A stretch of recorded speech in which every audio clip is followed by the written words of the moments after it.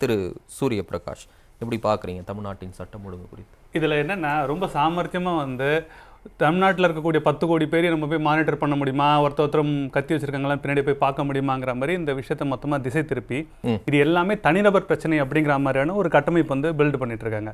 இந்த தனிநபருக்கு இந்த குற்றத்தை செய்யக்கூடிய துணிச்சல் எங்கேருந்து வருதுன்னா, இந்த குற்றம் சரியான நேரத்தில் சரியான முறையில் தண்டிக்கப்படாத நம்ம தப்பிச்சுப்போம், அதாவது ரொம்ப 1% ஆஃப் த கேசஸ் வேணா இது எமோஷன் ஆகி எது நடந்தாலும் பரவாயில்லன்னு இறங்குறது. பெரும்பாலான கேஸில் சூழல்களில் பார்த்துக்கலாம், எப்படியும் போலீஸ் இருக்குது, கவர்மெண்ட் இருக்குது, தெரிஞ்சவங்க இருக்காங்க, சமாளிச்சுக்கிறாங்க ஒரு துணிச்சல் குற்றம் செய்யக்கூடிய நபர்களுக்கு மைண்டில் இருக்கிறதன் அடிப்படையில் தான் இதெல்லாம் துணிச்சலாக பண்ணுறாங்க. உதாரணத்துக்கு பார்த்தீங்கன்னா, வேங்கை வயலில் ஒரு ஊரில் குடி தண்ணீர்லேருந்து மலத்தை கலக்கிறாங்க.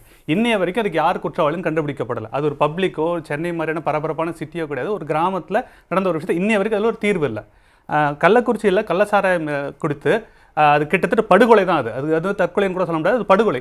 60க்கும் மேற்பட்ட தலித் மக்கள் அதில் பாதிக்கப்படுறாங்க. அரசாங்கம் போதுமான நடவடிக்கை எடுக்காத காரணத்தினால் கோர்ட் உள்ளே நுழைந்து கோர்ட் அதில் என்னென்ன கமெண்ட்ஸ் கொடுத்துருக்காங்க நீங்களே பார்த்துருப்பீங்க. Stones throw from the police station, காவல் நிலையத்திலிருந்து கல்லெறிகிற தூரத்துக்குள்ளே இந்த குற்றங்கள் நடந்திருக்கு, காவல்துறைக்கு தெரியலன்னு சொல்ல வரீங்களா? இது நம்புற மாதிரி இல்லை. போலீஸ் டர்ன்ட் பிளைண்ட் ஐ, காவல்துறை இதை கண்டும் காணாமல் கடந்து போயிட்டாங்க அப்படின்னு சொல்லி கோர்ட் நேரடியாக குற்றம் சாட்டுகிறது. அந்த சஸ்பெண்ட் பண்ணாங்களா சிலரில், அதில் ரிவோக் பண்ணப்பட்ட சஸ்பென்ஷன்ஸ் இருக்குது. ஏன் சஸ்பெண்ட் பண்ணோம், ஏன் ரிவோக் பண்ணோங்கிறதுக்கான காரணங்களை கூட மாநில அரசு சொல்லலை. மாநில அரசு மீது காவல்துறை மீது நம்பிக்கை இல்லை, இதை சிபிஐக்கு மாற்றங்கள் கோர்ட் சொல்லுது. அப்போது குற்றத்தை செய்யக்கூடியவர்களை உடனடியாக குற்றத்தை நீங்கள் தடுக்க முடியலன்னு சொல்கிறீங்க. சரி, அதை கூட அடுத்த கட்டம் திரும்ப பேசிக்கலாம். குற்றம் செஞ்ச பிறகு அது மாநில அரசு ஒரு தீர்க்கமான ஒரு நடவடிக்கை எடுத்திருந்தா இன்னைக்கு கோர்ட்டு கூட்டு இதை கண்டித்து சிபிஐக்கு கட்டாயப்படுத்தி மாற்ற வேண்டிய தேவை என்ன? அதை மாநில அரசு சண்டை போட்டு சிபிஐக்கு மாற்றக்கூடாதுன்னு மறைக்க வேண்டிய அவசியம் என்ன? மடியில கனமல்ல, சிபிஐ கொடுத்துட்டு போங்க. அதுக்குதான் இன்னைக்கு ஆர்எஸ் பாரதி ஒரு விஷயம் சொல்றாரு. 570 கோடி 2016 பிடிக்கப்பட்டது, அதுக்கு என்ன சிபிஐ நடவடிக்கை எடுக்கப்பட்டது? உதாரணங்களை சொல்லி சிபிஐ விசாரணை தீர்வாகாது. நான் என்ன கேட்கிறேன், நான் திருடன் கோர்ட் சொல்லுதுன்னா அவனை பிடிச்சிங்களா தண்டனை கொடுத்தீங்களா, இவனை பிடிச்சி தண்டனை கொடுத்தீங்களாங்கிறத கேட்கறது சரி கிடையாது. அதாவது எனக்கு முன்னாடி மாட்டினவனுக்கே இங்க இன்னும் தண்டிக்கல, அந்த டிப்ளமேட்டிக் ப்ராசஸ் பெரிய ப்ராசஸ், என்னையே இப்போ பிடிக்கிறீங்கிற மாதிரி இருக்கே தவிர நான் குற்றவாளி இல்லைங்கிற வார்த்தையை அவங்க சொல்லல. விசாரிச்சுக்குங்க, எல்லாம் காவல்துறையும் அதாவது தமிழ்நாட்டோட புலனாய்வு நிறுவனங்களும் மத்திய அரசோட புலனாய்வு நிறுவனங்களும் சேர்ந்து தான் அதை பார்க்க போறாங்கும் போது ஒரு தனிநபர் வேணா பயப்படலாம். சிபிஐ போனால் தன்னை ஃப்ரேம் பண்ணுவாங்களோ, ஒரு காவல்துறை பயப்பட வேண்டிய அவசியம் கிடையாது. ஃபேக்ட் பேசிஸ்ல அவங்க தன்னை தமிழ் தப்பெல்லாம் ப்ரூவ் பண்ண முடியும். நெஞ்சல் குற்றம் இருப்பதால் தான் இவர்கள் சிபிஐக்கு மாற்றுவதற்கு பயப்படுகிறார்கள். இதே விஷயத்துல இன்னொரு சின்ன உதாரணம் சொல்றேன். ஒரு வாரத்துக்கு முன்னாடியாக பப்ளிக் மேடையில் திமுக கூட்டணியாக இருக்கக்கூடிய விசிக கட்சியோட தலைவர்கள் ஒரு கூட்டத்தை போட்டு கடலூர் மாவட்டத்தில் வன்னியசங்கர் தலைவர் பூத்த அருள்மொழியா தலையை வெட்டுவேன், அவர் தலையை வெட்டிட்டு நான் ஜெயிலுக்கு போறேன், ஒரு 15 வருஷம் தான் நான் போய்க்கிறேன் அப்படின்னு சொல்லி ஒருத்தங்க பேசுறாங்க. இது கொலை மிரட்டல் இல்லையா?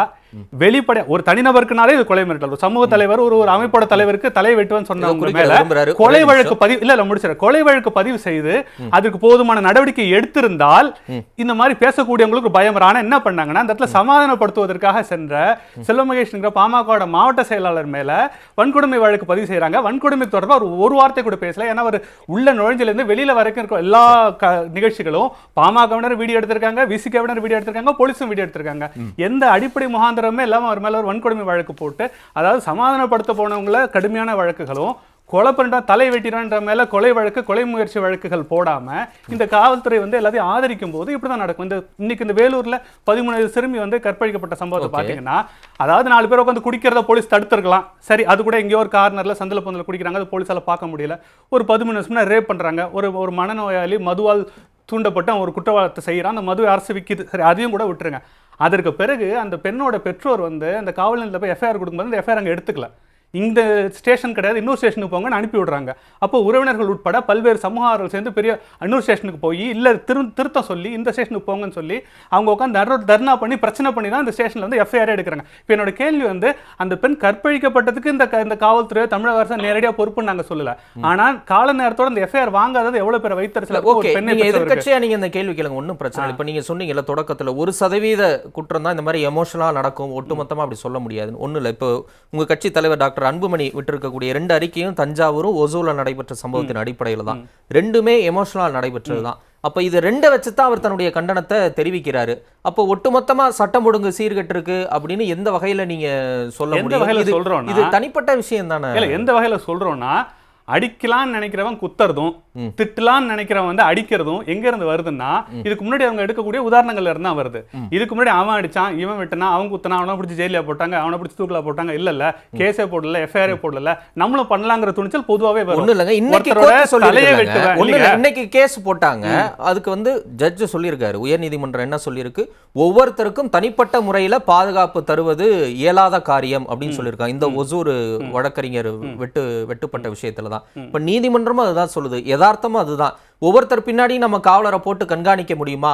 அவங்கவுங்க தன்னியல்பா ஒரு சமூக சிக்கலை கடந்து எப்படி இருக்கணுமோ அப்படி இருக்கணுங்கிறதா இதுல இருந்து புலப்படுது. இதுக்கு திமுக அரசை காரணம் காட்டக்கூடிய நிகழ்வு நடக்குதா? முந்தைய அரசுக்கும் இப்ப அரசுக்கும் மக்கள் வந்து தன்னிச்சையா நிறைய கொலை பண்றாங்கன்னா திடீர்னு மக்கள் மனநோயா மாறிடுவாங்களா ஒரு ஆட்சி மாறும்போது? இல்ல போன வருஷத்துக்கு இந்த வருஷம் மக்கள் மனநிலை மாற்றல, அப்ப நம்பர் மட்டும் ஏன் ரொம்ப அதிகமா இருக்குங்கிறதான் கேள்வி. அப்போ துணிச்சல் அதெல்லாம் இல்ல, இவங்க நம்பரே படிக்கலையே.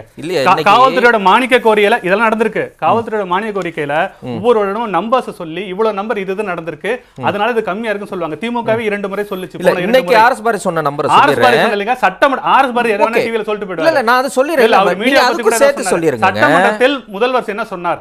அவர்தான் காவல்துறை அமைச்சரா? எனக்கு புரியுதுங்க. காவல்துறை அமைச்சர் அதிமுக ஆட்சியில 2020 1672 கொலை நடந்திருக்கு.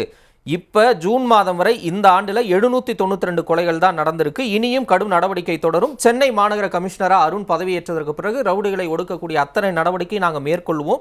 ஒட்டுமொத்தமா அதிமுக ஆட்சியில 1,00,000 கொலைகள் நடந்ததாக நான் சொல்கிறேன். நான் புள்ளி விவரத்துடன் கூறுகிறேன். அதனால மக்கள் மத்தியில தவறான தகவலை பரப்ப வேணாம் அப்படிங்கறத சொல்றாங்க. திட்டமிட்டு பிம்பம் கிரியேட் பண்ணப்படுதா? ஆர்எஸ் பாரதி வாய்க்கு வந்ததெல்லாம் பேசுவாரு, நம்மளே பார்த்திருக்கோம். டிகிரி படிச்சவெல்லாம் நாயின்னு சொல்றது, மீடியாவை ரெட் லைட் மீடியான்னு சொல்ற வரைக்கும் திறந்தாந்து இறங்கி பேசியிருக்காரு. அவர் பேசுறதெல்லாம் கணக்கில் கிடையாது. அவர் காவல்துறையோட அமைச்சரும் கிடையாது. காவல்துறை வந்து முதல்வர் அவர்களால் பார்க்க முடியலன்னா ஆர்எஸ் பாரதியிட்ட கொடுத்துருங்க. காவல்துறை அமைச்சராக அவர் இதை சொன்னாருன்னு நம்ம அதை எடுத்துக்கலாம். சட்டமன்றத்தில் காவல்துறையோட மானிய கோரிக்கை விவாதத்தின் போது 2 முறை முதலமைச்சர் ஸ்டாலின் வந்து அதை படிச்சாரு. ரெக்கார்ட்ஸ் 2 வருஷங்கள் படிச்சார். இந்த வருஷம் என்ன ரெக்கார்ட்ஸ் ஸ்டாட்டிஸ்டிக்ஸ் அவர் படிக்காம தான் முடிச்சிட்டாரு. இப்போ முதல்வரே ஸ்டாட்டிஸ்டிக்ஸ் படிக்கும்போது இவருக்கு எங்க இந்த ரெக்கார்ட்ஸ் வந்துச்சுன்னு கேட்கிறேன். இந்த உதாரணத்துக்கு ஒன்று சொன்னாங்கல்ல, ஆம்ஸ்டாங் வந்து அவரே வந்து படையை நடத்தினாரு, அவருக்கு பாதுகாப்பான. அப்போ தமிழ்நாட்டில் அவங்கவுங்க படையை நடத்திக்க முடியுமா? அப்போ காவல்துறைங்கிறது எதுக்கு இருக்கு? உளவுத்துறை எதுக்கு இருக்கு?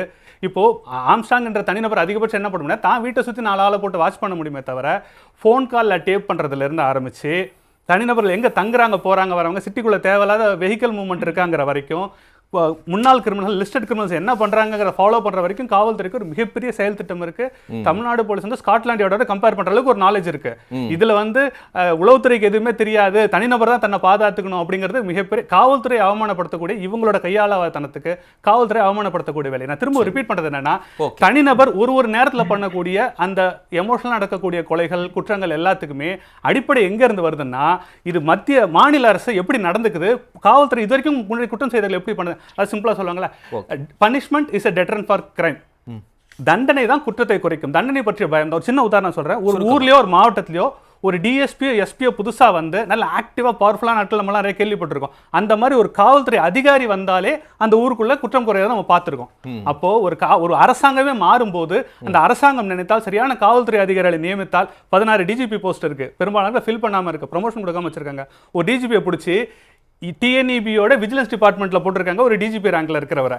இதே மாதிரி காவல்துறை சரியான அதிகாரிகளை நியமித்து அவர்களுக்கு போதுமான துணிவையும் ஃப்ரீடமையும் கொடுத்தா, சுதந்திரத்தை கொடுத்தா அவங்க சுதந்திரமா வேலை செய்வாங்க. அவங்களை செய்ய விடாம இவர்களோட வேலைகளை பார்ப்பதற்காக காவல்துறையை பயன்படுத்திட்டு காவல்துறை முடக்குவதே மாநில அரசு தான். தனிநபர் குற்றங்கள் தவிர்த்து பெரும்பான்மையான திட்டமிட்ட ஆர்கனைஸ்டு கிரைம்ஸை கவர்மெண்ட் கண்டுக்கவே இல்லை. காவல்துறைக்கு அதுக்கான போதுமான டீத் இவங்க கொடுக்கவே இல்லை. நன்றி. ஏதோ சொல்ல வந்தீங்க சுருக்கமா. அவரு மஞ்சள் கொள்ளை விவகாரத்துல ஏதோ தலையை வெட்டுவேன்னு வந்து பூத்தா அருள்மொழிக்கு எதிராக விசிகா பேசியதாக அவர் குறிப்பிட்டாரு. அதற்கு இல்ல அது சரி, ஓகே, அந்த கருத்தை நான் 2 பேரை கட்சியில இருந்து நீக்கினாங்க. கட்சியை விட்டு திருமாவளவன் நீக்கினார் என்பது மட்டுமல்ல, அதற்கு முன்பு வந்து நம்ம எல்லாம் அடிச்சு தாண்டா பழக்கம், அடி வாங்கி பழக்கம் இல்லைன்னா அவரும் வன்முறையை தூண்டுகிற பேசி இருக்கிறாரு. நான் என்ன சொல்றேன், அதனுடைய எதிர்விளைவாக பேசினாங்க. 2 பேர் வரம்பு மீறி இருக்கிறாங்க. ஒரு கொலையை பேசுறாரு, ஒரு கொலையை இல்ல நான் இன்டர் பண்ணிடுறேன். ஒரு கொலையை நியாயப்படுத்துறதுங்கிறது இப்படிதான். அதாவது நான் அடிப்பேன் அடிச்சுதான் எங்களுக்கு பழக்கம் சொல்றாரா, அடிதடி சொன்னதா நான் சொல்லுங்க. சொன்னாரா பூத்தாரி மேல வன்முறை தூண்டினார், அவர் மேல ஒரு கேஸை போடுங்க. தலையை எடுத்தவங்க கொலை முயற்சி பண்ணாங்க, அவங்க மேல ஒரு கேஸை போடுங்க. பேசினவங்க மேல எல்லாம் நீங்க பிசிஆர் போட்டீங்க, கடுமையான வழக்குகள், வெயில வெளியே வர முடியாத வழக்குகள்லாம் நீங்க வந்து போட்டிருக்கீங்க. கொலை செஞ்சவங்கள ஒரு நடவடிக்கை கூட எடுக்கல. கேட்டா அவங்க கட்சி தலைவர் அந்த கட்சி விட்டு நீக்கிட்டாங்கிறாங்க. அப்ப நாளைக்கு கொலை பண்ணாலும் கட்சி விட்டு நீக்கினா போதுமா? இதுக்கு காவல்துறைக்கும் தமிழக அரசுக்கும் காவல்துறை அமைச்சருக்கு சம்பந்தமே கிடையாது. நன்றி. ரெண்டு விஷயங்கள் சொல்ல விரும்புறேன். ஒண்ணு வந்து ஆர்எஸ் பாரதி அவர்கள் வந்து சில ரெக்கார்ட்ஸ்லாம் ஸ்டாட்டிஸ்டிக்ஸ் சொன்னாங்கன்னா அதை ஏன் அடிப்படையில் மறுக்கிறோம்னா, மானிய கோரிக்கை விவாதத்தில் முதல்வர் வந்து கவனமாக வந்து ஸ்டாட்டிஸ்டிக்ஸ் எல்லாம் தவிர்க்கிறார். அதே மாதிரி ஸ்டேட் கிரைம் ரெக்கார்ட்ஸ் பியூரோ வெப்சைட்டில் வந்து தொடர்ச்சியாக குற்ற எண்ணிக்கை அப்டேட் பண்ணுறது, ஏடிஎம்கேல அதை ஸ்டாப் பண்ணும்போது, ஃபண்டெல்லாம் ஸ்டாப் பண்ணும்போது அது ஸ்டாலின் கருணாநிதி உட்பட அந்த அவங்க காலத்தில் ஸ்டாலின் கடுமையாக அதை எதிர்த்து நாங்கள் வந்து அது திரும்ப வந்து பப்ளிஷ் பண்ணுவோம் அப்படின்னு சொல்கிறாரு. ஆனால் இவங்க வந்து 3.5 வருடங்களில் அந்த போலீஸ் வெப்சைட்டில் கிரைம் ரெக்கார்ட்ஸ் பியூரோவில் அந்த டேட்டா பப்ளிஷ் பண்ணப்படவில்லை. அப்படிங்கும்போது முதல்வரும் அதை சட்டமன்றத்தில் படிக்கலங்கும்போது ஆர்எஸ் பாரதி சொல்கிறத நாங்கள் ஏற்றுக்க மாட்டோம்னு சொல்கிறோம். ஒன்று. ஏன்னா இது யார் வெரிஃபை பண்ணுறது? அவர் கொடுக்குறத நம்பர் என்ன கிராஸ் வெரிஃபை பண்ணுறதுக்கு என்ன ப்ரூஃப் இருக்குது? இதனால அதை நம்ம ஏற்றுக்க முடியாது. ரெண்டாவது பாயிண்ட் என்னென்னா, நடந்த எல்லா விஷயத்துலையும் ஒரு ஒரு ஒரு ஒரு சமுதாயத்தை சேர்ந்த பல லட்சம் உறுப்பினர்கள் ஒரு சங்கத்தோட தலைவரை வந்து வெட்டுவேன்னு ஒருத்தவங்க சொல்கிறாங்க. அவர்கள் மேலே கொலை முயற்சி வழக்கு பதிவு செய்யப்படவில்லை. அப்படிங்கும்போது ஒருத்தர் வந்து ஒரு கட்சியோட தலைவர் திருமாவளவன் விசிக தலைவர் வந்து சொல்றாரு, ஒவ்வொரு சிறுத்தை மேலும் குறைந்தபட்சம் 10 வழக்கு இருக்கணும், 2 வழக்காவது கொலை வழக்கா இருக்கணும் அப்படின்னு சொல்றாரு. அவர் மேல என்ன நடவடிக்கை எடுத்தாங்க? வீடியோ தருகிறேன். நீங்க எல்லாம் பாக்குறதுல அப்டேட் பண்றது இல்ல. 2 கொலை வழக்குன்னு சொல்றாரு. கொலை வழக்கு வீடியோ எக்ஸாக்ட்டா இல்லங்க. தமிழர் சார் நான் உங்களுக்கு காட்டுறேன். 2 கொலை வழக்குன்னு சொல்றாரு. கொலை வழக்கு நான் உங்களுக்கு காட்டுறேன். இல்ல ஒரு சவால் உங்களுக்கு தமிழ் உங்களுக்கு எனக்கு சரி நான் இப்போதைக்கு அதை சொல்லல. இப்போ நான் சொல்லல. இப்போ நான் உங்களுக்கு ஒரு பதில் சொல்றேன். உங்களுக்கு சரி நான் இப்போதைக்கு இதை சொல்லல. இந்த நிகழ்ச்சி முடிஞ்சு ஒண்ணு இல்ல சூரியபிரகாஷ், 2 பேர்ட்ட போயிட்டு நீங்க அந்த வீடியோல எனக்கு நான் சொல்றேன். நிகழ்ச்சி முடிஞ்ச நான் சொல்றேன். அடுத்த நிகழ்ச்சியில ரிப்பீட் பண்ணிக்கலாம். இவர்ட்டே அடுத்த நிகழ்ச்சியில வெரிஃபை பண்ற வீடியோ காட்டிட்டு. இப்ப என்னோட கேள்வி என்னன்னா, இல்லங்க போற போற சொல்ல கூடாது. சரிங்க ஓகே, நீங்க கேட்ட கேள்விக்கு நான் பதில் சொல்றேன். கொலை தலையை வெட்டுவேன். தலை 10 வழக்கு 10 வழக்கு இருக்குன்னு சொன்னா சரியா தவறா? சொல்ல அவர் சொல்றாருங்க. நீங்க போய் சொல்றீங்க. எதுக்கு போய் மாட்டிட்டார் பாருங்க. இங்க பாருங்க மாட்டிட்டார். இல்ல அண்ணா மாட்டிட்டார். நான் சொல்றேன். அண்ணா என்ன சொல்றாரு? 10 வழக்கு இருக்குன்னு அவர் சொல்லவே இல்லங்கறாரு. இருங்க 10 வழக்கு இருக்கணும்ங்கிறது வந்து ஒரு போராட்டம் சார்ந்த அடிப்படையில அவர் சொல்றாரு. கடுமையான வழக்குகள் இருக்குன்னு சொன்னா அதெல்லாம் உங்களுக்கு வீடியோஸ்லாம் காட்டுறேன். ஓகே இன்னொரு விஷயம் கேளுங்க. தலையை வெட்டுவேன் சொன்னதுக்கு என்னோட கேள்வி என்னன்னா, தலையை வெட்டுவேன் அப்படின்னு சொல்லி வன்னிய சங்க தலைவரோட தலையை வெட்டுவேன் சொன்னதுக்கு இதுவரைக்கும் தமிழக அரசு எடுத்த நடவடிக்கை என்ன? திருப்பி அடிக்கிறவங்க நாங்க தான் உங்க மேலயும் பதியல. போடுங்க வன்முறை தூண்டின வழக்கு. அப்ப அங்கேயே போடுங்க. நான் என்ன கேக்குறேன், அப்போ அடிப்பேன் சொன்னவர் மேல வழக்கு போடல அப்படிங்கிறது கொலை பண்ணுவேன் சொன்னவங்க மேல வழக்கு போடாம இருக்கிறதுக்கான நியாயமா? இது கட்ட பஞ்சாயத்து இல்லையா? ரைட் இல்ல அது ரெண்டுமே கொலை வழக்கு இல்ல. நான் கேக்குறேன், அப்போ யாரையுமே நீங்க தண்டிக்க மாட்டீங்கன்னா எதுக்கு காவல்துறை? ஒரே நிமிஷம் அதான் நான் கேக்குறேங்க. அதாவது என்ன சொல்றீங்க, கொலை செய்வேன்னு ஒருத்தவங்க சொல்றாங்க, அவங்க மேல ஏங்க கேஸ் போடலன்னு கேட்டா அவர் அடிப்பேன்னு சொன்னாரு, அவர் மேல தான் நான் கேஸ் போடலங்கிறது கட்ட பஞ்சாயத்துங்க. இது பேர் காவல்துறை கிடையாது. ஒரே நிமிஷம் இருங்க. ஒரே இப்போ நான் என்ன கேக்குறேன், இல்ல நீங்க ஒட்டுமொத்தமா காவல்துறை 2 பேர் மேலே வழக்கு போடலன்னு சொன்னீங்கன்னா நியாயமான கருத்து. நீங்க ஒன் சைட மட்டும் சொல்லிட்டே இருக்கீங்க. அடிப்பேங்கிறதுக்கு நீங்க அரசியல் சொன்ன மாதிரி வந்துருமா? நான் வரேன் தமிழ். இப்போ என்னன்னா அடிப்பேங்கிறதுக்கு கேஸ் போடல நீங்க கேக்குறீங்க, கொலை பண்ணுவாங்கிறதுக்கு கேஸ் போடல நீங்க நான் கேக்குறேன். கொலை பண்ணதுக்கு ஏன் கேஸ் போடல நான் முதல்ல கேக்குறேன். அதுக்கு பதில் சொல்லுங்க. தலையை வெட்டுவேன்னு சொல்றாங்க, 15 வருஷம் ஜெயிலுக்கு போனா தலையை வெட்டு. இதை செய்ய முடியாத அரசாங்கத்தை இந்த உதாரணத்தை பார்க்கக்கூடியவர்கள் எந்த தவறு வேணா செய்யறதுக்கு ரெடி ஆவாங்க. இதை அரசு ஆமோதிக்கிறது, ஆதரிக்கிறது, குற்றத்தை வன்முறையை வளர்க்கிறது. வேங்க வயல எடுத்த நடவடிக்கை என்ன? கள்ளக்குறிச்சி விவகாரம், கள்ளச்சாராயத்தில் 60 பேர் பட்ட தலித் மக்கள் இறந்த விவகாரத்தில் சிபிஐக்கு போகக்கூடாது தமிழக அரசு மிக கடுமையாக போராட வேண்டிய அவசியம் என்ன? தமிழக அரசு செய்யலங்கறத கோர்ட் இப்படி கார் துப்புன பிறகுமே அதை விட மாட்டேன்னு இவங்க பிடிச்சிட்டு கெட்டியா இருக்காங்க. பயன்படுத்த வேண்டாம். இரண்டாவது இது இன்னொரு பிரச்சனை இருக்கு. இந்த பிரச்சனை மட்டும் இல்ல, பொதுவெளியில வார்த்தைகளை பார்த்து பயன்படுத்துங்க. நிதி நிறுவன மோசடிகளுக்கு நான் எடுக்க தமிழ். இப்போ கோயம்புத்தூர்ல பாத்தீங்கன்னா மை V3 ஆட்ஸ் ஒரு நிறுவனம் வந்து 2500 கோடி ரூபாய் அந்த பொதுமக்கள் கிட்ட கலெக்ட் பண்ணிருக்காங்க. பல வருடங்களா 3-4 வருடங்களுக்கு மேல பாமகவினர் மாவட்ட செயலாளர் அசோக் ஸ்ரீநிதி உட்பட கடுமையா போராடுறாங்க. ஒரு பெரிய நடவடிக்கை எடுக்க மாட்டாங்க. அசோக் ஸ்ரீநிதியை மிரட்டுவதும் சமாதானப்படுத்துறதுக்கு மட்டும் தூதுகள் வருதே தவிர நடவடிக்கைகள் எடுக்க மாட்டாங்க. அப்ப பெரும்பாலான இப்போ குற்ற நடவடிக்கைகள் பத்தி நான் சொல்றது கூட வேணாம். திமுகவோட கூட்டணியில் இருக்கக்கூடிய செல்வப்பெருந்தை அவர்கள், காங்கிரஸ் தலைவர் அவர்கள் வந்து ஒரு அறிக்கை கொடுக்குறாங்க. அதில் வந்து குற்ற நடவடிக்கைகள் வந்து அதிகமாகிற மாதிரியான தோற்றம் மக்களுக்கு உண்டாகும்னு ஒரு அறிக்கை சொல்லிட்டு ஏதோ ஒரு வகையில் அவருக்கு ஒரு அழுத்தத்தை கொடுத்து அந்த அறிக்கையை எடுத்து அந்த சட்டம் ஒழுங்கு மீது மக்களுக்கு நம்பிக்கை போயிடுமோங்கிற எல்லாம் அழிச்சிட்டு திரும்ப இன்னொரு அறிக்கை வந்து கொடுக்குறாங்க. இது சொல்றதுல என்ன தவறு? அவர் நேரடியாக குற்றம் கூட சொல்லல, சட்டம் ஒழுங்கு கெட்டு போச்சுன்னு கூட சொல்ல, கெட்டு போயிருமோன்னு மக்கள் நினைச்சிருவாங்க. இதை கூட வந்து அவங்க ஏத்துக்காட்டி எந்த வகையில சட்டம் ஒழுங்கு வந்து அவங்க வந்து நிலைநிறுத்துவாங்க? குற்றவாளிகள் எல்லாரையும் அவங்க ஃப்ரீ ஹேண்ட் கொடுக்கும்போது குற்றங்கள் நடக்கதான் செய்யும். நன்றி.